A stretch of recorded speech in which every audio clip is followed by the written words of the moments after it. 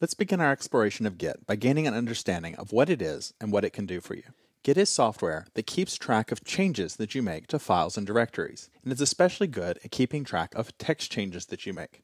So let's imagine that you have a document. You have version 1 of that document, you make some changes to it, now you have version 2.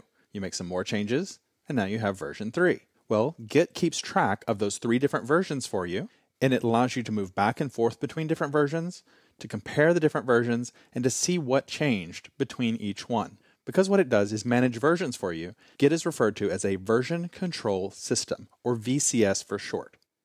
Now, it's certainly not the first version control system ever created. We're going to look at a history of some of the most popular version control systems in the next movie. But virtually all version control systems that have ever been created had one single primary purpose in mind when they were created, and that was for managing source code, computer code that programmers and developers were writing to create programs.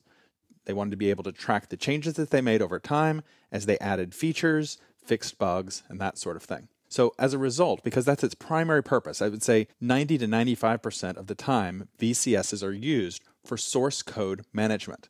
So we call them source code management tools, or SCM for short. So you'll see both of these abbreviations. They can be used almost interchangeably. Source code management is just a little more specific because it really says we're using a VCS for the purpose of managing our source code. But you'll want to become familiar with both of these terms and recognize them as being almost synonymous. Now, whether you've ever worked with a source code management tool before or not, you've definitely dealt with version control. Let's look at some examples of version control that are non-source code related. For example, you may have had different versions of files and given them different names so that you could keep track of the versions. So you have a budget that you're working on, you have version 1, version 2, version 3. You put a little text at the end of it to let you know which version this is so that we can look back at old versions and see how it has changed over time. You may do it as you create graphics, so you have version 1 of a logo, version 2 of a logo, and so on. I think we've probably all done this at some point. A lot of applications also offer some form of version control as one of their features. For example, Microsoft Word allows you to track the changes that you make to a document. So you turn on track changes, and then you send the document to someone else. When they make changes to that document, it will keep track of what changes they made, and when they send it back to you, you'll be able to review those changes. Adobe Photoshop has something called the history. You can bring up the history palette and you can look back at each of the changes you've made to an image, and you can even move backwards through those changes. You can undo those changes and move back up in the history or back forward in the history as well. You can move forwards and backwards and see how the document changed over time.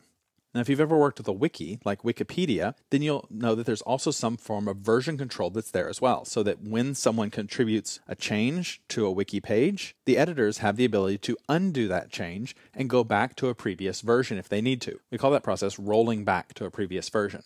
And of course, we've all done the most simple type of version control of all, which is undo. Control-Z on Windows or Command-Z on Mac that will just undo something that we've typed or some change that we've made and allow us to go backwards. And you can do undo multiple times and undo multiple changes. So it'll keep going backwards and backwards and backwards through the different changes that we've made to a document. Now, these are all very, very primitive examples of version control, and they are no match at all for what we're going to see with a version control system.